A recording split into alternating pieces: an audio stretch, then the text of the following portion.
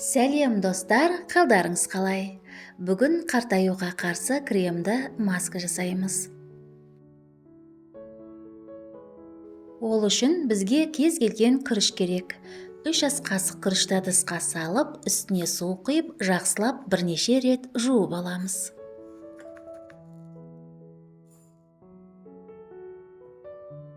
Күріш беттегі қара дақтарды ағартып, әжімдерді азайта алады.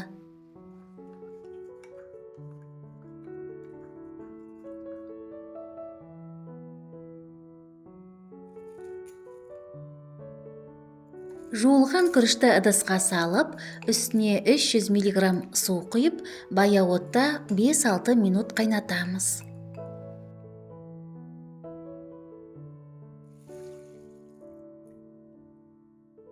Достар, каналға жазылыңыздар.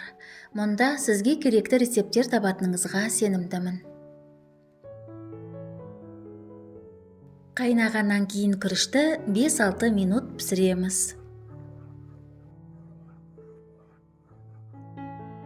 Дайын болған күрішті ыдысқа салып, блендермен езіп пюре жасаймыз.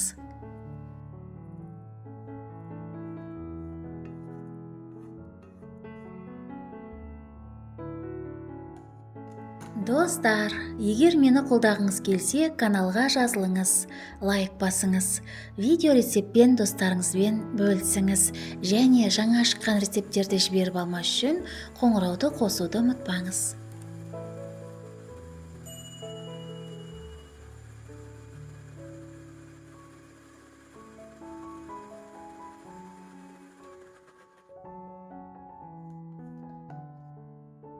Маска негізі тегіс болып шығу үшін електен өткізіп аламыз.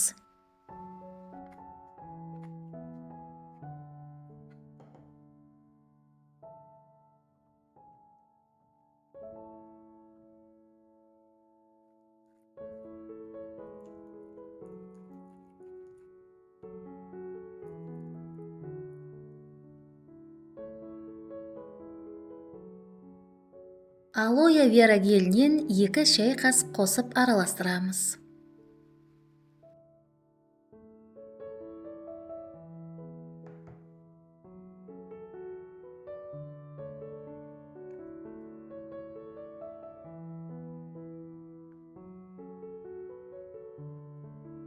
Кремнің әсері күшею үшін 10 тамшы жүзім майынан қосамыз.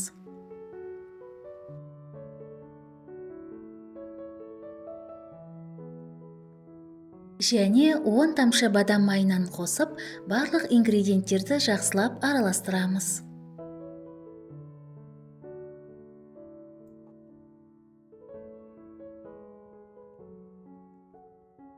Дайын болған кремді шыны ыдысқа құйып, тоңазытқышта 10 күнге дейін сақтай аламыз.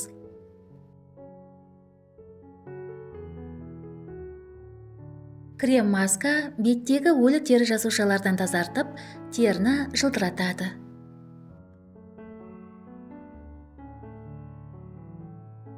Бұл крем масканы аптасына 3-4 рет қолыңызға, бетіңізге, мойныңызға және декольте терісіне жағып 20 минутқа қалдырамыз.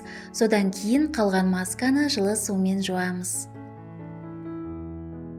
Бір рет қолданғаннан кейін-ақ айырмашылықты байқайсыз. Крем масканы қолданар алдында білегіңізге жағып 20 минутқа сынап көріңіз. Сізге денсаулық, жастық және сұлулық тілеймін. Келесі кездескенше.